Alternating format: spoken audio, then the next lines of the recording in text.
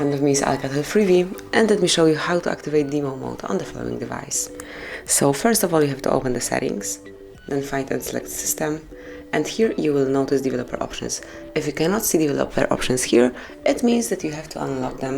To do it, just take a look at our tutorial on how to activate developer options, how to unlock them, and then smoothly enter developer options. And here you just have to locate demo mode. Here it is, click on it, and if you'd like to enable demo mode, tap on the switcher, and now it is active. Also, you can show demo mode, you can see the difference even in status bar, and then you can deactivate it and also disable demo mode fully just by tapping.